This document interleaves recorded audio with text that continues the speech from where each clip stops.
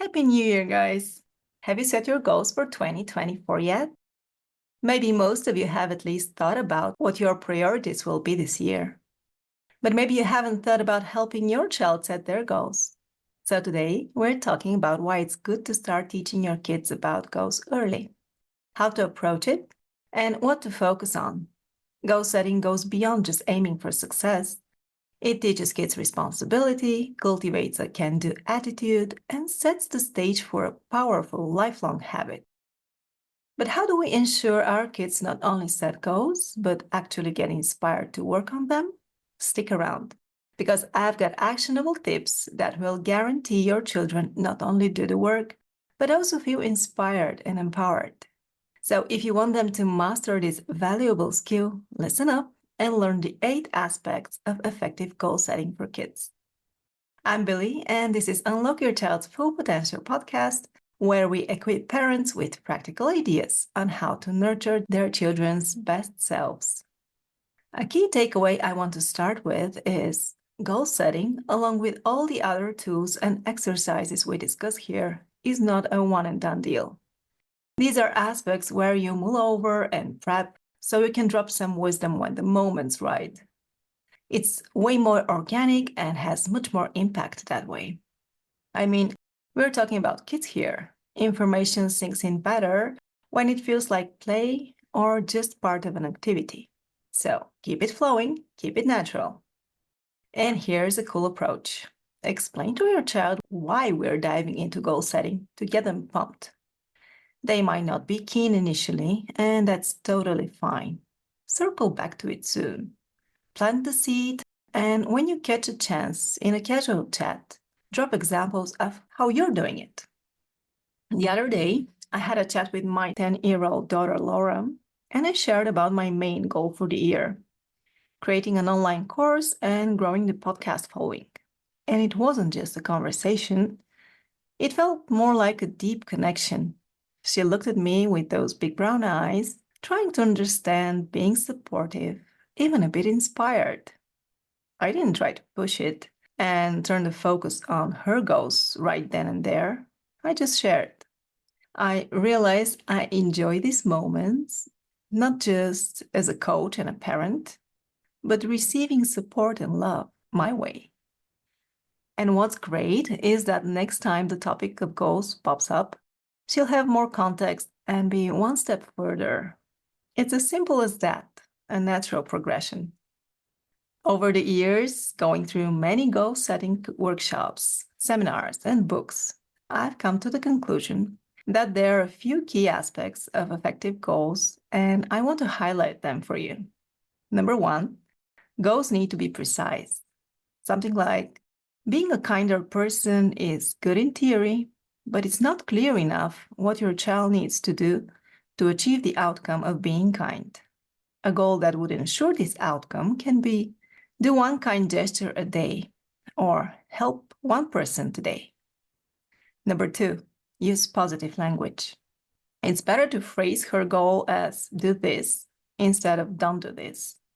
In the example of being kind, don't use rude language towards my sister would be better phrased as watch my language when disagreeing with my sister. Number 3, a goal should be measurable. In Laura's case, read 30 books this year, as opposed to just reading more books. Having an exact number makes it easy to know if she's reached her goal or not. Number 4, goals should have an exact time frame. Maybe a yearly one, like reading 30 books, or a monthly challenge, like doing 1,000 sit-ups. The important part is having a deadline. Otherwise, she may never start working towards it. She can keep putting it off and thinking she'll do it later. Number 5, goals should be ambitious but achievable. Some people would argue that goals should be big, not achievable. So even if you complete half of what you aimed for, you will still be far ahead. But in the case of children, I think goals should be set to be achievable. You don't want them to be discouraged that they failed at their first attempt, right? You want to help them build momentum, to be proud of themselves for setting a goal, working towards it, and achieving it. Number 6, it's also helpful to have a tracking method. If your child's goal is to read 30 books this year, have a sheet where you enter each book they've read, the title, the author, the date, or have a sheet with 30 spaces to check off every time they're done reading a book. We all know how good it feels to see you're making progress. Number 7, if a goal is complex, chunk it into smaller pieces so it doesn't feel overwhelming. Imagine your child wanting to join the school basketball team. Instead of stressing about tryouts, break it down. Practice shooting, learn the game rules, connect with team members. Each step is like a piece of a puzzle. Breaking down big goals into smaller, achievable steps turns a daunting challenge into a fun adventure. And this gets me to number 8. Goals should be enjoyable. The number 1 reason people fail to reach their goals is because they're not having fun. If it doesn't bring you joy and light you up, it won't stick. It's not just about the end result, it's about the journey. So, grab your child, sit down, and brainstorm. How can we make this a blast? Take reading, for instance. Ask, how can we make reading 30 books a joy? If your kid is into Harry Potter, why not dive into the entire series? Tailor goals to their interests, find ways to make it fun. Here's a cool strategy I've found super effective: weaving routines into habits or goals. For example, Laura aimed to conquer pull-ups. With gymnastic rings in our living room, it was easy to stay consistent. We kicked it off by focusing on negative pull-ups, the downward half of the move, in order to build muscle and prep for the full move. For a month, Laura committed to 3 negative pull-ups every day after school. If she felt like pushing more, awesome, why not? We kept track on a piece of paper stuck on the wall. This routine made taking action a no-brainer, and soon enough, progress showed. In a few months, she nailed 7 full pull-ups within 5 minutes. Not all in one set, but pretty darn close. The secret? Turning the goal into a daily habit. It works like magic. And here I need to add something. Celebrating every little win is a big deal. It's not just about the achievement, it's about reinforcing a positive self-image in our kids. When they feel like winners, it's a vibe that sticks in their brains. The next time a challenge shows up, they'll be subconsciously thinking, yeah, learning pull-ups was tough, but I nailed it. I can tackle the next tricky thing too. And this is exactly what we want: building confidence through those small victories and setting them up for success. Keep in mind that when working with your kids on their goals, they might hit you with, I have no clue what goals to set, nothing I want to achieve right now. When they don't know where to start, which is totally normal in the beginning, you can help them out by giving them examples from your life and sharing about your goals. You can also ask them if they want your input on what their goals could be.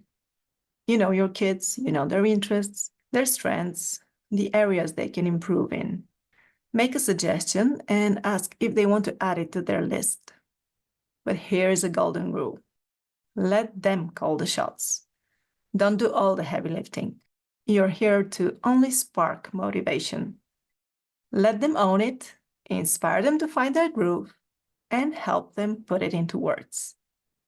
A word of caution: start small, don't overdo it.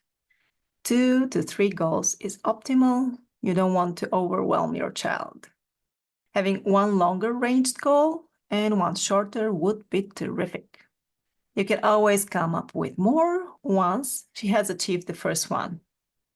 And after you've wrapped up the goal setting session, the next move is getting the list up and visible. Encourage your child to hang it somewhere they'll catch a glimpse regularly. And here's the trick: find that sweet spot between visibility and privacy. You want it to be in their face enough to stay motivated, but not so out there that they feel the pressure to explain the whole deal to anyone who glances at it.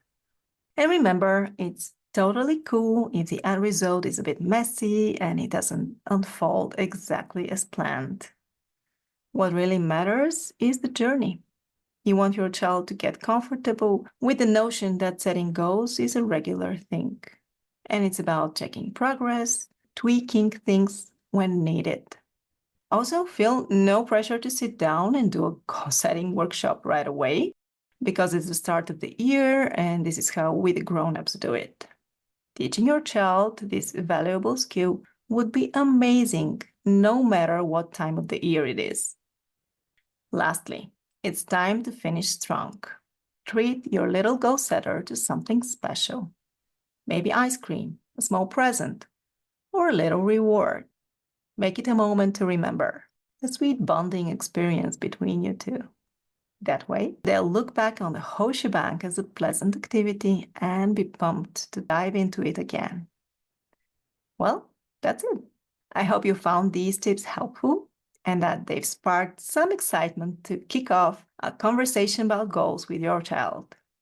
And hey, if you've got a friend who could use this wisdom, don't hesitate to share the episode with them. It would be much appreciated. Teaching our kids to set goals is an important life skill. And the earlier we instill it, the smoother their journey becomes. Wishing you and your kiddos a year ahead filled with joy, growth, and countless moments of shared success. May each goal set be a stepping stone to a brighter, more fulfilling journey. Here's to making 2024 a fantastic chapter in your parenting adventure. Happy New Year!